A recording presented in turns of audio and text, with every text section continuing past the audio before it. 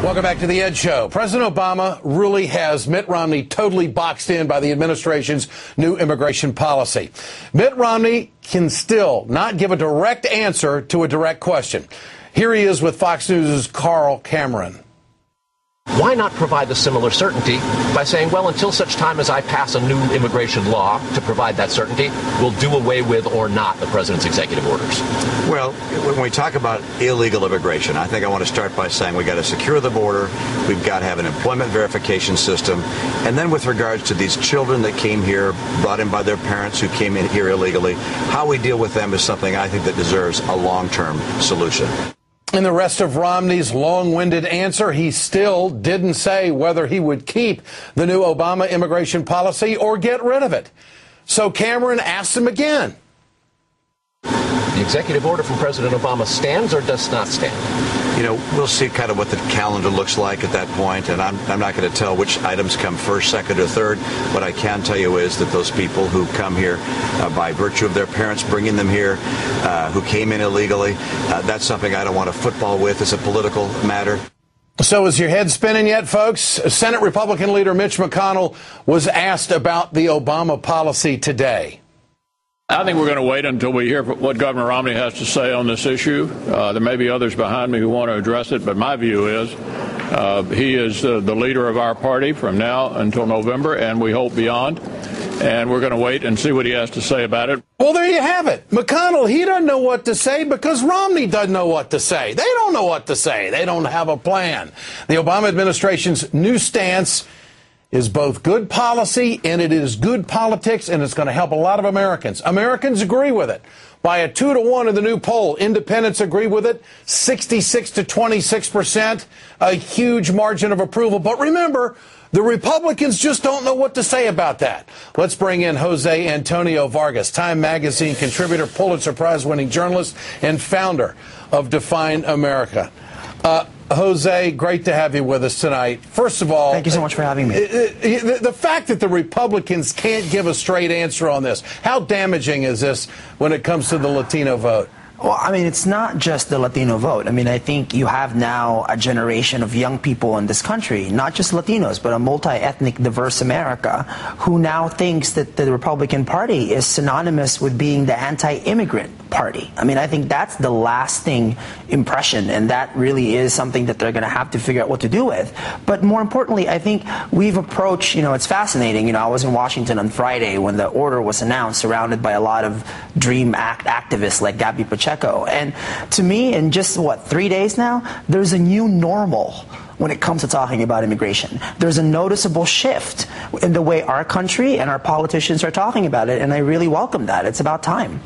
Well, I think you are a key to this whole story because of your personal story.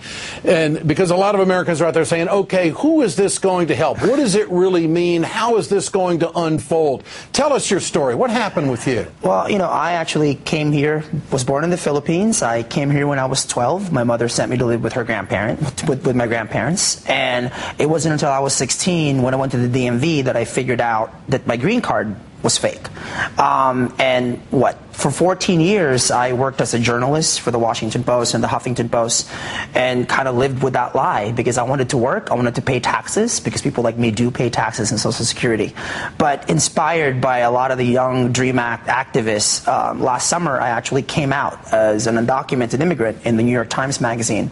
And if you were to tell me that, almost a year later, we went from the headline in my New York Times essay was outlaw, and now on the cover of Time Magazine in this essay that I wrote, surrounded by 35 other undocumented people, the headline is "We are Americans," because we are.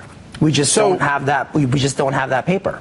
So with this, the President of the United States, in a sense, has shifted the conversation. Absolutely. Shifted the acceptance of how we should be viewing this, which is a monumental shift for a lot of Americans. Would you agree? I would parallel it with the gay rights movement. I mean, to me, what's fascinating is, we have now a generation of young people. I mean, to come out about being undocumented is a positive, life-affirming thing, just in the same way that it's being used in the gay rights community. And I think that is a testament, by the way, to the work of a lot of LGBT leaders in the past few decades now, and it says a lot about, again, an emerging American majority. You know, the country's changing. We're embracing the fact that these quote-unquote other people aren't really other people. They're one of us. You know, Jose, it's almost comical how the Republicans don't have an answer for this. And I think that they despise this president so much, they can't bring themselves to say, you know, this really is the right thing to do. Let's give it a foundation and move forward with immigration reform in this country.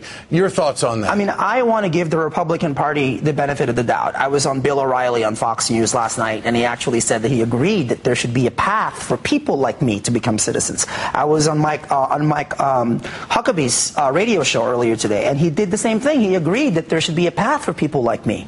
You know, look, I have covered I've covered a presidential campaign, and I've never been allowed to vote because I can't vote, but I think it's time for us, again, to come up with a solution. So Mike Huckabee, radio talk show host, former candidate back in the last election cycle. Bill O'Reilly, okay, we know his position in the media in this country.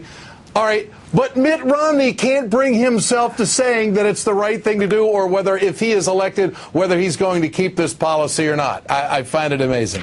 Well, me too. Jose Antonio Vargas, great to have you on the Edge Show. Thank you so much for having me. Appreciate your time tonight. You bet.